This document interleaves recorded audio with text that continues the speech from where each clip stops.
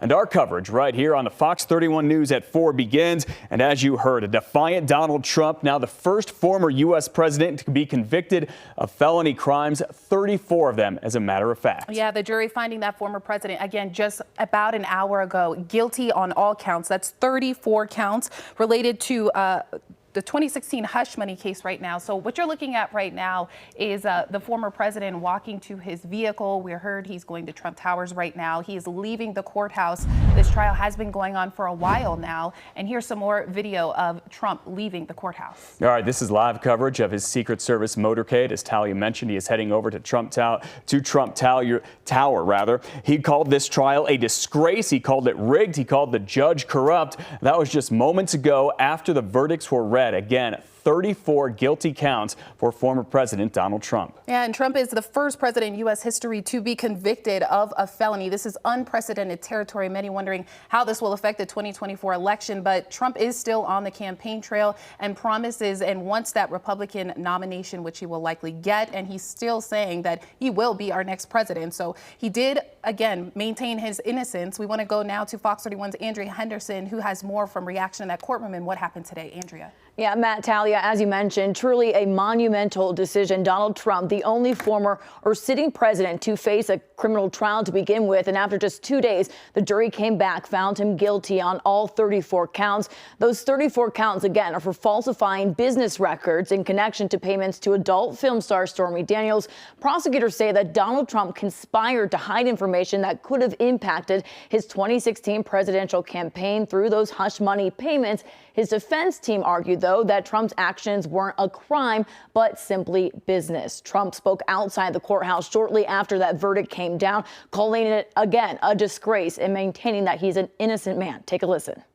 You have a so respect, DA, and the whole thing. We didn't do a thing wrong. I'm a very innocent man, and it's okay. I'm fighting for our country. I'm fighting for our Constitution. Our whole country is being rigged right now. This was done by the Biden administration in order to wound or hurt an opponent, a political opponent. And I think it's just a disgrace. And we'll keep fighting. We'll fight till the end and we'll win. He continued on, emphasizing that it was a rigged decision with a corrupt judge in the case. The charges against Trump, they are low-level felonies, but he could face up to 4 years behind bars if he gets the maximum sentence. Trump may never actually see the inside of a prison cell, though, if he gets that probation. Sentencing will happen on July 11th at 10 a.m. In the meantime, Trump is free to travel and continue his presidential campaign. Guys.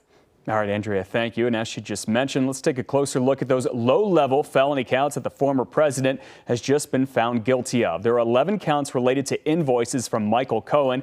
That's his former lawyer and fixer. 11 counts are related to checks, and 12 counts are related to ledger entries. Now, right now, lawmakers here in Colorado and all across the country are reacting to the historic verdict. We want to go now live to Fox 31's Ashley Michaels, who's at the breaking news desk with what both sides are saying this afternoon. Ashley, what do you know? Matt and Talia, reaction started pouring in almost immediately. We're hearing from some of our Colorado Congress members as well as the president.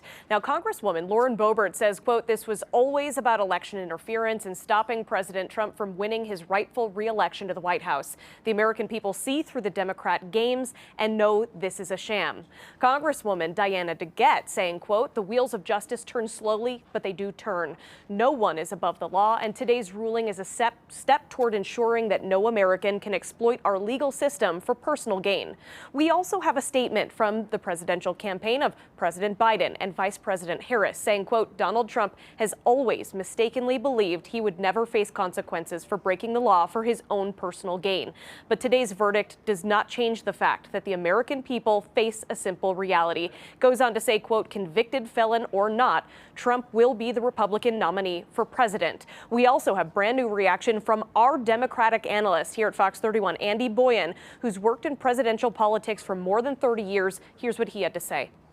It's a sad day. There's no joy about this. There's no, celebration at all. This is a sad day. It's a somber day, as you said. It's also a day of reflection about, where our country is, where it was at the time when he, took place in these crimes that he's now been convicted of. And the fact, Ashley, that our kids are now raised knowing that a former president, now a convicted felon. Now, we have reached out to our Republican analyst as well. So far at this hour, we have not heard back yet, but of course, we will continue to have more reaction coming up in our 5 o'clock hour. When we do have new reaction, we'll be sure to bring it to you. Ashley Michaels, Fox 31.